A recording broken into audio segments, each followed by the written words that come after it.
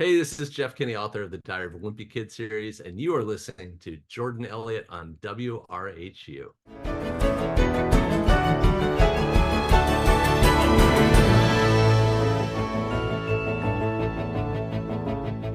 88.7 FM Radio Hofstra University. My name is Jordan Elliott, and today we are sitting down with one of the most prolific children's authors of our generation. His series has sold more than 290 million copies. Please welcome to the show, Diary of a Wimpy Kid author, Jeff Kinney. Jeff, how are you doing today?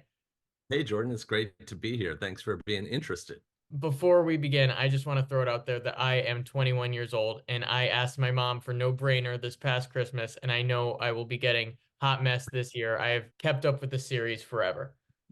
That's hilarious, and that's very flattering. And I'm glad the books still speak to you, or at least they give you a little bit of a window into your younger years. So that's really cool. Hofstra is a school that's filled with a lot of dreamers and a lot of wimpy kids trying to get their big break. So I like to start out asking guests, what is your origin story? Would you mind sharing how you got started with all this? I wanted to be a newspaper cartoonist. I tried at it for a number of years. I had a comic in college called Ig Doof. I went to the University of Maryland, and it gave me a chance to get better at what I was doing. After that, I tried to become a newspaper cartoonist like Charles Schulz or Bill Watterson. I couldn't break in. I didn't exactly give up on that, but I shifted. After about 3 or 4 years of trying it that way, I was keeping a journal and I had little drawings in the journal, and I said, hey, maybe this is something. So I worked on Diary of a Wimpy Kid for about 8 or 9 years before I showed it to anyone. I started publishing online. After I had done that for about a year, I found an editor named Charlie Kochman who liked what I had done. And a year later, the book was in print for the first time. I am a huge collector of Diary of a Wimpy Kid merch, Christmas ornaments, puzzles, even the cheese touch board game. Do you have all of yours displayed or saved somewhere? I know you probably have the biggest collection of anyone. It's funny. Some of that stuff has gone away. I know we're on the radio right now, but I'm walking around my studio right now where we've got everything that is related to Wimpy Kid is in the studio. You can see there are replicas of the Macy's Day balloons behind me. I've got a Twisted Wizard, a video game arcade cabinet right here. You can see overhead are these balloons. Pretty cool. The grout is hiding in the corner. So anything that has anything to do with Wimpy Kid is here in the studio, and we have it all archived. This is where I work. This is my desk. And in fact, this is my writing room. I'm working on a book right now, and I sit in there, which is like a little telephone booth, and I write jokes. Diary of a Wimpy Kid, you said that a lot of it is based on your own stories. You said that your own older brother is the basis for Roderick, but I just want to know, who was your Rowley growing up? I had a best friend named Ryan, and Ryan wasn't exactly as dorky or as innocent as Rowley, but the friendship was very similar to the Greg and Rowley friendship. So Rowley or Ryan lived at the top of the hill, and I lived in the middle, just like Greg and Rowley. And every day we did something different. We will put on a magic show or have lightsaber fights or all sorts of different things. And we got into kind of fun types of trouble, just like Greg and Rowley. So that's the relationship that serves as a model for this friendship in the book. I've heard that you have a very interesting place you like to write when you're not in that little writing room. Would you like to tell our listeners about that? Sure. Sometimes I'll go over to the cemetery, usually if it's cold out at the time of year that I'm writing my jokes. So I'll bring a blanket, maybe a pack of double stuffed Oreos, and I'll sit in my car and write. Back in 2007, when the original Wimpy Kid books came out, kids were not actively on the internet as much as they are today. I know I wasn't. Kids today, they're walking around with their smartphones. How did that change your writing style for these characters who are very much in middle school? If I was writing a realistic book about middle school kids, of course, the kids would be on their phone all the time and it would really kind of dominate the narrative. I didn't want that. So I made a decision around book 4 to have Greg not get a phone. Actually, with this book, Hot Mess, I thought it would be fun if Greg's father brings with him to the beach a work phone and a home kind of cell phone, right? Personal phone. And that Greg is given his dad's work phone so that his parents know where he is and everything like that. and that Greg gets into all sorts of trouble with the work phone. Like he becomes a social media influencer. Every so often, I'll let Greg have a device like that, but I don't like it to dominate the storyline. 88.7 FM Radio Hofstra University. My name is Jordan Elliott. If you are just tuning in right now, we are talking with the author of the legendary book series, Diary of a Wimpy Kid, Jeff Kinney.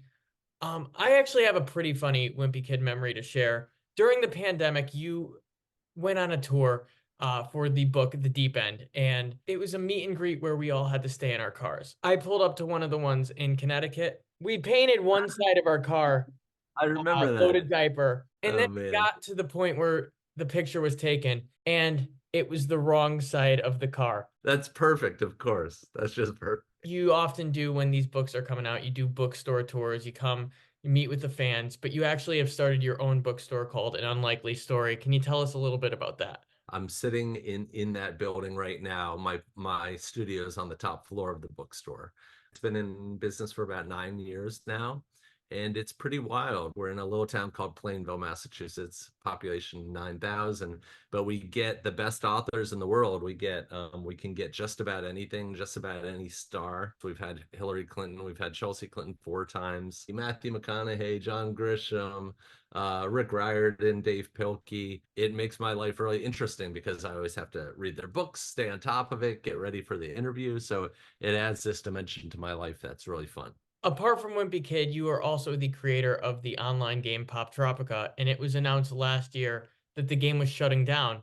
So many people campaigned against it that it was overturned. How do you feel that almost 2 decades later, people are still going hard for your game? I love that game, Poptropica, and there's something really sad about it. It is that it, of course, was written in Flash. What happened is that Flash went away, so that put a lot of stress on the product. Like we couldn't convert all the stuff. It's not often that something like that would happen because if you made a movie way back a long time ago, you can still watch that movie today. If you wrote a book a long time ago, you can still play today. It's still active, and they did convert some islands, and they've done a bunch of new stuff. But the stuff that I worked on is by and large not there anymore, and it lives on in the memories of people like yourself. It was a really cool game because we knew what a privilege it was to introduce kids to things for the first time, like Greek mythology. It was just like crazy that we could get away with real education as entertainment. And I think it formed a lot of really good memories and a frame of reference for a lot of kids. I know that you have a son who is about my age. How does he feel about having a dad who is so many kids my age and his age? You are a legend to them. How does he feel about that? We live in this town, like I said, called Plainville. Nobody ever really seemed to care that much. I didn't get a lot of, they didn't get a lot of juice, I guess, off of having me as their dad. And then when they got to college, both of my kids, one went to Maryland and one went to Providence. I'd say for that first semester, it was a thing. And I think it was a surprise to them. And I know my older son didn't love it. He wanted to be known for him. Now, of course, people just know him as who he is and not as my son. So I think they got less out of it than you'd think. I think now they enjoy it. We've gotten to do all sorts of crazy things because of Wimpy Kid. We've gotten to go to the White House several times and go all over the world. We've gotten to do things related to Wimpy Kid that have made their lives more fun.